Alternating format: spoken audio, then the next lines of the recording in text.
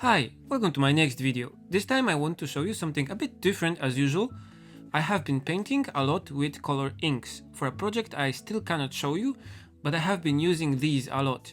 And because color inks are really harder to control for me than watercolors, I'm not used to the color combinations that they produce. I use a lot of test paper. I always recommend using it to test color combinations before you apply them to your painting. And with watercolors I can already predict the color results, so I can get away almost with no color tests on scrap pieces of paper, but with these inks I ended up with a lot of color test sheets at the end of the project.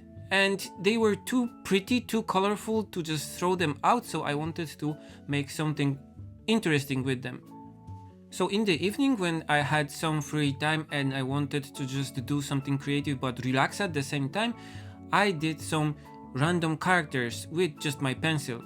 I chose a soft pencil, this is the softest Blackwing that I have, just to have nice black lines that will stand out from all of the colors. And I proceeded to make just random characters up. I used the random shapes of the color blobs, the test blobs that I did on the paper, just as bases for completely random characters. And I discovered that if I try to do this, most of the time I'm drawing men because they have faces that probably match these shapes easier. And these shapes are not 100% random because they are just made by me testing colors with my right hand and really close to the picture that I was painting, and the shapes end up kind of similar, so I tend to rotate the whole paper, the whole page of tests, so the characters have a bit of variation to them. And to keep it more of a challenge for me, so I have to do different kind of characters, different kinds of faces. If you already spot a nose and mouth somewhere and the other blobs of color are of a similar shape, it's easy to do similar looking characters over and over again. So I tried to rotate the whole thing. I tried to look for blobs that have some interesting features and I tried to incorporate those into the character's design. While drawing, I try to stick to the shape of the colored blob as much as I can, but I ignore some parts and I add some parts with my pencil. I'm trying to make designs that after some adjustments could actually be used in some of my works. So I'm using the color blobs as kind of starting points, but not a definite shape that I have to use.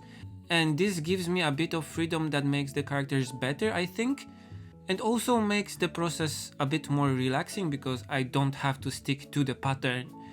I try not to erase too much, so if I make a choice, I then often just pause and think, okay, so if the mouth is here, what should we do next? And you can see it in the video. Sometimes I'm just pausing and trying to imagine how to continue from this point, and such approach allows for more organic designs that reveal themselves element by element, step by step to me.